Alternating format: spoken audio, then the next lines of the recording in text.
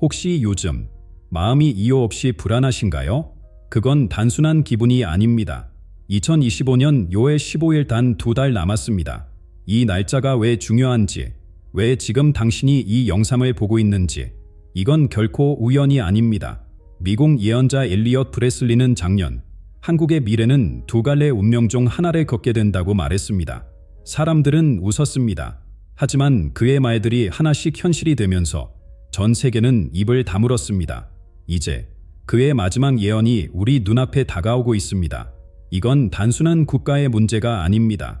당신의 삶, 가족, 그리고 영혼과 깊이 연결된 이야기입니다. 이 진실 알고 싶으십니까? 그렇다면 지금부터 저와 함께 그 문을 열어보시죠. 이제 자연스럽게 이런 생각이 드실 겁니다. 엘리엇 프레슬린이 도대체 누구길래 모두가 그의 말에 귀를 기울이기 시작한 걸까요? 어느 날 갑자기 세상은 평범한 중서부 출신 미국인의 말에 귀를 기울이기 시작했습니다. 2023년 이전까지만 해도 아무도 엘리엇 프레슬린이라는 이름을 들어본 적이 없었습니다. 그는 언론의 스포트라이트를 받는 유명인도 아니었고 학계의 권위자도 아니었습니다. 그저 일리노이주의 작은 마을에서 조용히 살아가던 평범한 사람이었죠. 하지만 운명은 때로 가장 예상치 못한 곳에서 찾아옵니다. 프레슬린의 이름이 처음 회자되기 시작한 것은 어느 소규모 온라인 포럼에서였습니다. 그가 남긴 몇 줄의 글이 영적 탐구자들 사이에서 입소문을 타기 시작했습니다. 7월의 마지막 날, 두 세계가 충돌할 것이다. 이 암호 같은 문장은 2023년 7월 30일에 두 강대국 간의 예상치 못한 외교적 충돌이 발생했을 때 현실이 되었습니다. 우연의 일치라고 생각했던 사람들도 그의 다음 예언이 실현되자 침묵할 수밖에 없었습니다. 검은 금요일, 디지털 왕국이 무너지리다. 이 예언 후 정확히 3달 뒤 금요일에 세계 최대 기술 기업 5곳의 주가가 동시에 폭락했습니다. 이후 그의 말은 더 이상 단순한 추측이 아니라 진지하게 분석해야 할 메시지로 받아들여지기 시작했습니다. 하지만 가장 충격적인 것은 2024년 초 그가 남반구의 닻의 기후, 이련을 정확히 예측했을 때였습니다. 그가 언급한 날짜에 호주 동부 해안에 강타한 전례 없는 폭풍은 많은 사람들에게 프레슬린의 능력을 의심할 수 없게 만들었습니다. 그렇다면 어떻게 이런 일이 가능한 걸까요? 프레슬린은 자신의 방법론에 대해 놀라울 정도로 솔직합니다. 그는 전통적인 점성술이나 타로 카드, 숫자학을 사용하지 않습니다. 이런 예측 도구들을 사용하는 다른 예언자들과 달리 프레슬리는 자신만의 독특한 방식을 가지고 있습니다. 그는 이를 비전의 하강이라고 부릅니다. 나는 반, 트랜스 상태에 들어갑니다. 완전한 의식과 무의식 사이의 경계에 머무르는 거죠. 그곳에서 이미지와 소리, 감각이 밀려옵니다. 마치 다른 차원에서 정보가 흘러들어오는 것 같아요. 프레슬리는 드물게 진행한 인터뷰에서 이렇게 설명했습니다. 그의 설명은 신비주의적으로 들릴 수 있지만 결과만큼은 부정할 수 없는 현실이었습니다. 가장 흥미로운 변화는 올해 초에 찾아왔습니다. 2025년 1월부터 프레슬린의 모든 비전은 하나의 국가, 바로 한국에 집중되기 시작했습니다. 그는 이전에 한국과 어떤 연결고리도 없었습니다. 한국을 방문한 적도 없었고 한국 문화나 역사에 대한 특별한 지식도 없었습니다. 그럼에도 그의 예언적 시선은 갑자기 한반도로 향했습니다. 나는 한국의 에너지가 변화하는 것을 느꼈습니다. 마치 거대한 소용돌이가 형성되는 것 같았어요. 그리고 그 중심에는 날짜가 있었습니다. 6월 15일이요. 프레슬리는 자신의 소셜미디어 계정에 이렇게 적었습니다. 이 게시물은 불과 24시간 만에 수백만 명에게 공유되었고 한국 사회에 큰 파장을 일으켰습니다. 그의 관심이 왜 갑자기 한국으로 향했는지, 그가 본 비전이 정확히 무엇인지는 여전히 미스터리로 남아 있습니다. 하지만 그의 예언 기록을 볼 때 많은 사람들은 이제 그의 말을 가볍게 여기지 않습니다. 그리고 그가 반복해서 언급한 그 날짜, 2025년 6월 15일은 이제 2달도 채 남지 않았습니다. 프레슬린이 말하는 붕괴의 날은 단순한 재난이 아닌 선택의 기로를 의미합니다. 2025년 6월 15일, 붕괴돌은 선택의 나의 이 날짜를 들으면 어떤 감정이 드십니까? 단순한 숫자의 나열일 뿐일까요? 아니면 무언가 더 깊은 의미가 있을까요? 불과 2달 앞으로 다가온 6월 15일, 프레슬린이 한국의 운명이 갈리는 날로 지목한 이 날은 어떤 의미를 갖고 있을까요? 프레슬린의 예언에 따르면 이 날은 우리가 일반적으로 생각하는 재난과는 다릅니다. 그는 전쟁이나 대형 자연재해, 경제 붕괴와 같은 표면적인 사건을 예결한 것이 아닙니다. 그가 말하는 것은 훨씬 더 미묘하고 근본적인 변화입니다. 한국의 집단적 운명의 균열이 생기는 날이라고 그는 표현했습니다. 이것은 물리적인 파괴가 아닌 눈에 보이지 않는 영적, 사회적 변환을 암시합니다. 국가의 영혼이 두 갈래로 나뉘는 순간이 있습니다. 과거의 방식과 미래의 가능성 사이에서 선택해야 하는 순간이자 한국은 지금 그 기로에 서 있습니다. 브레슬린의 이 말은 단순한 붕괴가 아닌 집단적 선택의 순간을 의미합니다. 마치 개인의 삶에서 중대한 결정을 내려야 하는 순간처럼 한국가 전체가 그런 순간에 맞이한다는 것입니다. 붕괴라는 단어는 부정적으로 들릴 수 있지만 브레슬린은 이를 영적 메타포로 사용합니다. 그에게 붕괴란 단순히 제도나 구조의 무너짐이 아닙니다. 그것은 오래된 방향성과 목적의 상실, 그리고 새로운 것의 탄생을 위한 필수적인 과정입니다. 마치 나비가 되기 위해 고치가 찢어져야 하는 것처럼 때로는 붕괴가 변화의 전제 조건이 되기도 합니다. 한국인들은 오랫동안 집단적 정체성과 방향성에 대한 확신을 가지고 있었습니다. 경제 발전, 기술 혁신, 문화적 성장, 이 모든 것이 명확한 국가적 서사를 형성했죠. 하지만 6월 15일, 이 서사는 더 이상 모든 이에게 만족스럽지 않다는 것이 드러날 것입니다. 브레슬린의 이 예언은 우리가 당연하게 여겨온 국가적 목표와 가치관에 대한 근본적인 재고를 암시합니다. 이 날을 기점으로 한국 사회는 에너지적으로 분화될 것이라고 그는 말합니다. 한쪽은 익숙함과 안정을 추구하며 기존 시스템을 지키려 할 것이고, 다른 한쪽은 급진적 변화와 새로운 가능성을 향해 나아가려 할 것입니다. 이것은 단순한 정치적 양극화가 아닌 더 깊은 세계관과 가치관의 분리를 의미합니다. 오래된 에너지와 새로운 에너지가 공존할 수 없는 순간이 옵니다. 마치 같은 공간에 두 개의 다른 주파수가 존재하는 것처럼요. 이것은 고통스러울 수 있지만 성장을 위해 필요한 과정입니다. 브레슬린의 이 설명은 단순한 갈등이 아닌 진화적 보약을 위한 필수적인 긴장 상태를 묘사합니다. 이미 우리 주변에서 이러한 긴장의 조짐이 감지되고 있습니다. 사회적 분위기는 점점 더 양극화되고 있으며 가족 내에서도 세대 간 가치관의 충돌이 증가하고 있습니다. 사람들은 미래에 대한 불안과 동시에 새로운 가능성에 대한 기대로 복잡한 감정을 경험하고 있습니다. 브레슬린이 예언한 날짜가 다가올수록 이러한 감정적, 영적 혼란은 더욱 증폭될 것입니다. 6월 15일이 다가올수록 많은 이들이 설명할 수 없는 불안감을 느낄 것입니다. 마치 무언가 큰 변화가 임박했다는 것을 영혼이 먼저 감지하는 것처럼요. 그러나 이 불안함은 실제로는 깨어남의 징후입니다. 이러한 집단적 불안과 기대의 혼합은 이미 우리 사회 곳곳에서 감지되고 있습니다. 결국 6월 15일은 붕괴의 날이 아닌 선택의 날이 될 것입니다. 그리고 이 선택은 단순히 개인적인 것이 아닙니다. 브레슬린이 암시하는 바에 따르면 이날은 정치적 결정과 영적 각성이 교차하는 지점이 될 것입니다. 이미 정치권에서는 6월 중순에 중요한 국가적 결정이 예정되어 있다는 소문이 돌고 있습니다.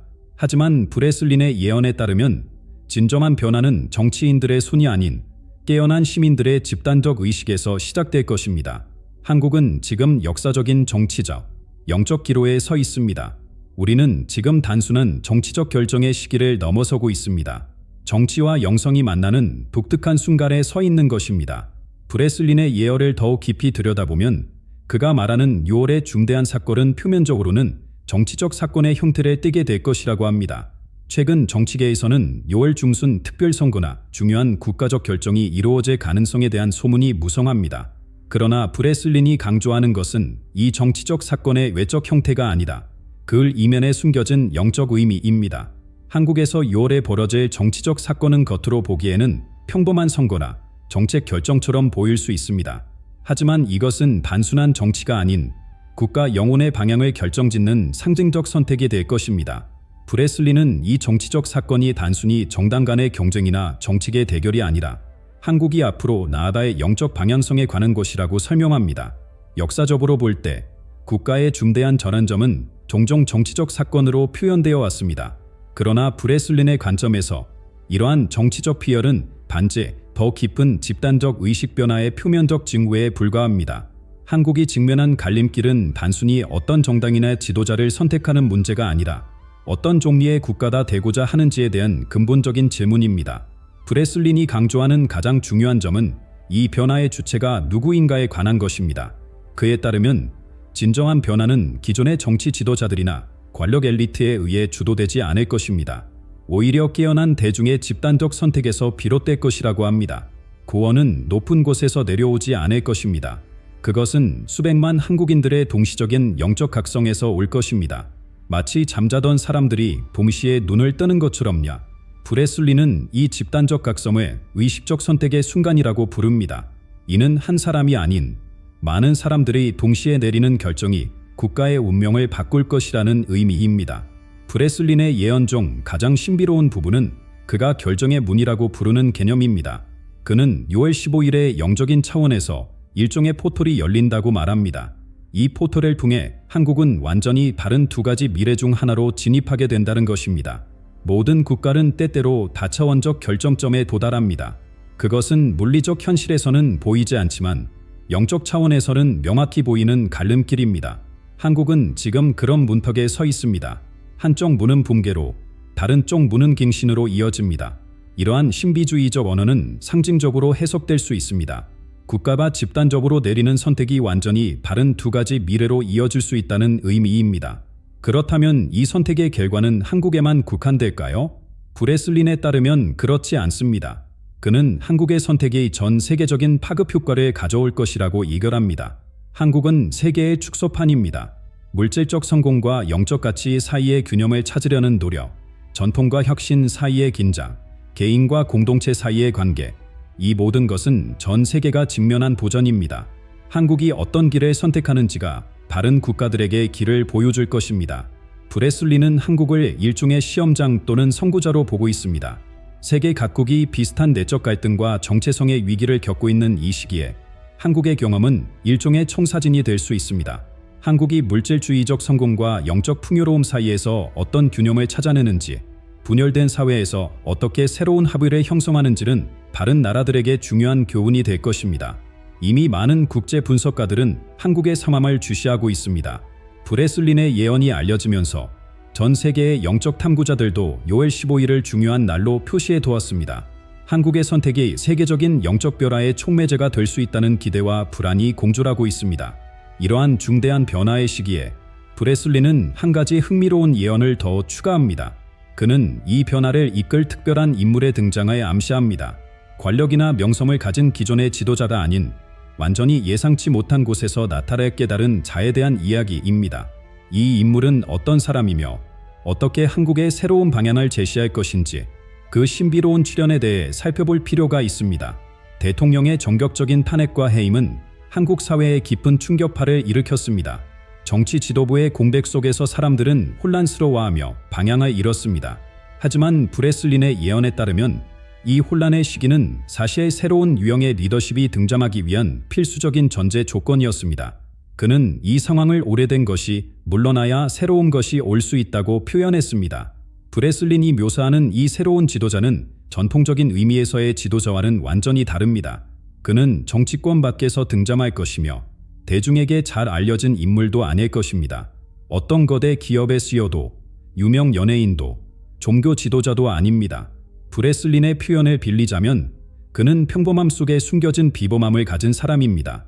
이 사람은 지금 여러분 중 한 명처럼 살고 있습니다. 아마도 매일 출근하고 가족을 돌보며 이웃들과 인사를 나누는 평범한 시민일 것입니다. 하지만 그의 내면에는 지금까지 잠자고 있던 엄청난 영적 힘이 있습니다. 브레슬리는 이 인물을 깨달은 자라고 부릅니다. 공식적인 지위나 권력은 없지만 사람들의 마음을 움직이는 능력을 가진 사람이라는 뜻입니다. 가장 흥미로운 점은 이 사람조차도 지금은 자신의 운명을 알지 못한다는 것입니다. 브레슬린에 따르면 그는 지금까지 자신의 특별한 사명에 대해 희미한 감각만 가지고 있었을 뿐 구체적인 역할을 인식하지 못했다고 합니다. 그러나 6월의 위기가 그의 내면 깊숙이 잠들어 있던 사명감을 일깨울 것이라고 예견합니다. 그의 깨어남은 갑작스럽고 강렬할 것입니다. 마치 번개가 그를 관통하는 것처럼요. 하루아침에 그는 자신이 무엇을 해야 하는지, 어떤 메시지를 전해야 하는지 명확히 알게 될 것입니다. 브레슬리는 이 각성이 6월 15일 직후에 일어날 것이라고 말합니다. 최근 대통령의 해임으로 인한 국가적 혼란이 이러한 상황을 더욱 촉진시킬 것입니다. 이 깨달은 자의 특징은 무엇일까요? 브레슬리는 몇 가지 핵심적인 자질을 언급합니다. 첫째, 깊은 겸손함입니다. 그는 리더십을 추구하지 않으며 오히려 그것이 자신에게 주어진 의무라고 여길 것입니다. 둘째, 강렬한 공감 능력입니다. 단순히 타인을 이해하는 차원을 넘어 다른 사람의 고통과 기쁨을 자신의 것처럼 느낄 수 있는 능력을 갖추고 있습니다. 그는 사람들의 말을 들을 때 단순히 귀로만 듣지 않습니다. 온 존재로 듣습니다. 이것이 그가 깊은 신뢰를 얻는 이유가 될 것입니다. 브레슬리는 이러한 공감 능력이 분열된 사회에서 필수적인 치유의 도구가 될 것이라고 강조합니다. 셋째, 권력에 대한 저항력입니다. 그는 명성이나 부, 영향력에 매혹되지 않을 것입니다. 이는 그가 순수한 동기를 유지하고 진정한 변화에 집중할 수 있게 해줍니다. 마지막으로 브레슬리는 이 인물이 위와의 직접적인 연결을 가지고 있다고 말합니다.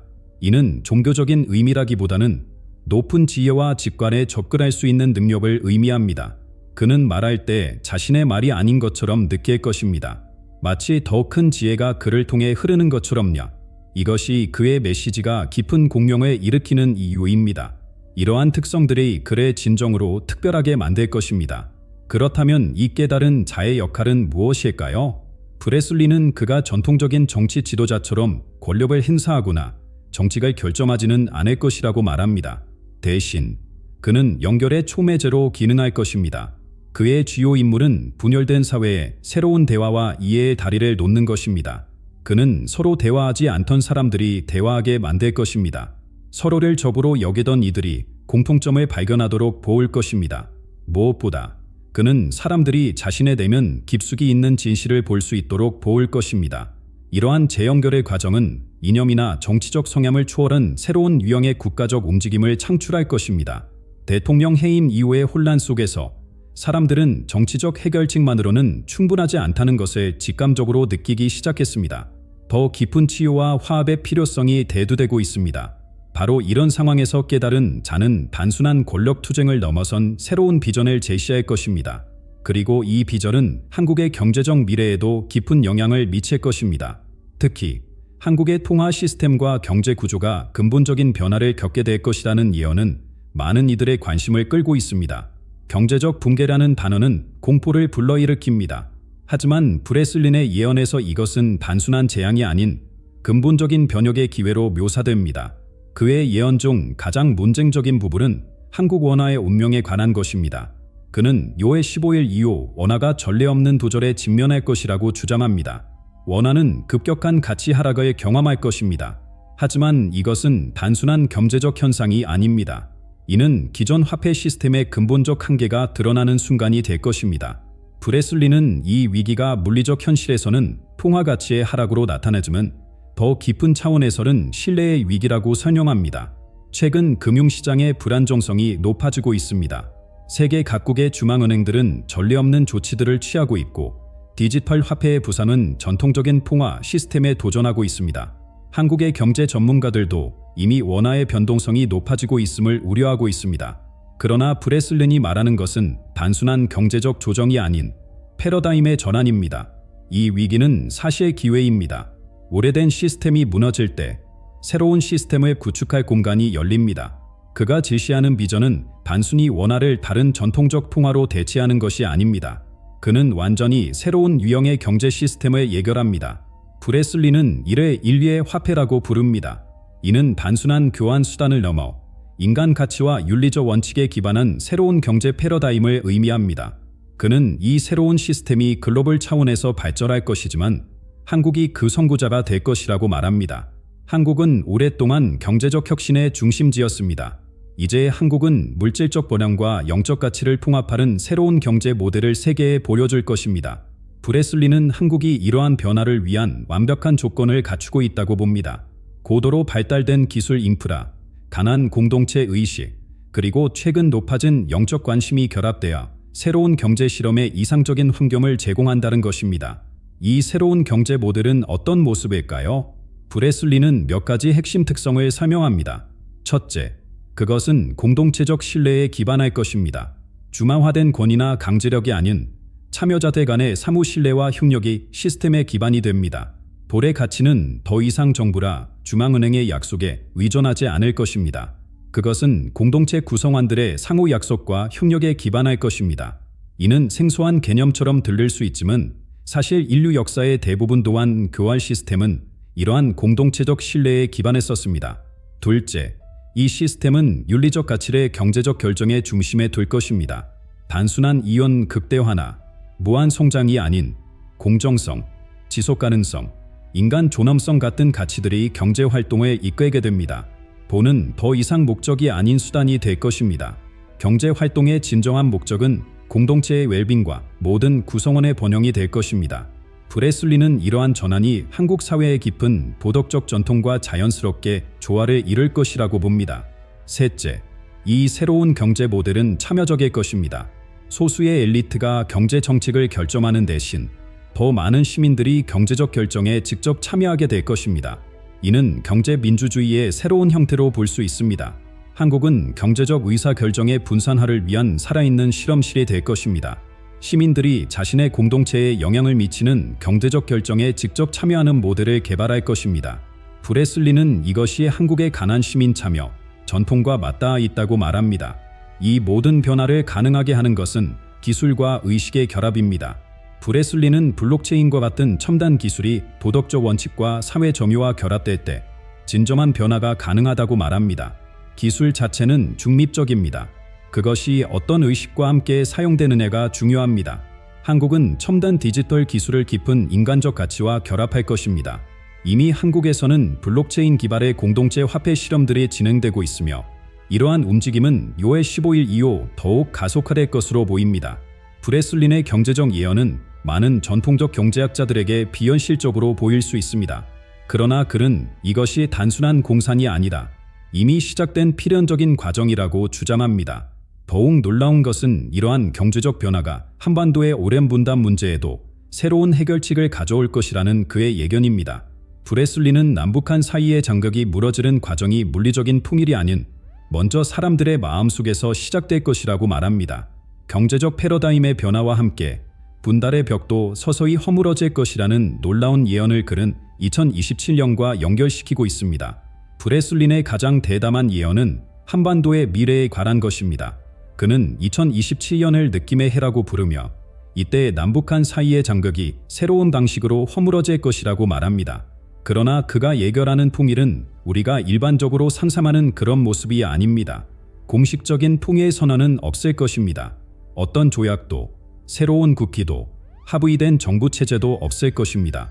대신 분리의 느낌이 서서히 사라지는 과정이 일어날 것입니다. 브레슬리는 이 과정을 물리적인 것이 아닌 감정적이고 영적인 현상으로 묘사합니다. 그에 따르면 북한 내부에서 변화의 조짐이 먼저 나타날 것입니다. 특히 젊은 세대를 중심으로 남쪽을 향한 자발적인 개방이 일어날 것이라고 합니다. 이는 갑작스러운 정치적 변화가 아닌 점진적인 의식의 변화에서 비롯될 것입니다. 북한의 젊은이들은 더 이상 과거의 이데올로기에 얽매이지 않을 것입니다. 그들은 인간적 연결과 공유된 문화에 대한 갈망을 느낄 것입니다. 이 변화는 어떤 명령이나 선전보다 강력할 것입니다. 브레슬리는 이 과정이 이미 시작되었으며 2027년의 가시적인 형태로 드러날 것이라고 말합니다. 남한에서는 북을 느끼는 운동이 전국적으로 퍼질 것이라고 그는 예견합니다. 이는 단순한 정치적 운동이 아닌 깊은 공감과 연결의 기반으로 한 문화적, 영적 움직임이 될 것입니다. 예술, 음악, 문학이 이 연결의 다리 역할을 할 것이며 오랫동안 분리되었던 두 국민 사이에 새로운 이해의 통로가 열릴 것입니다.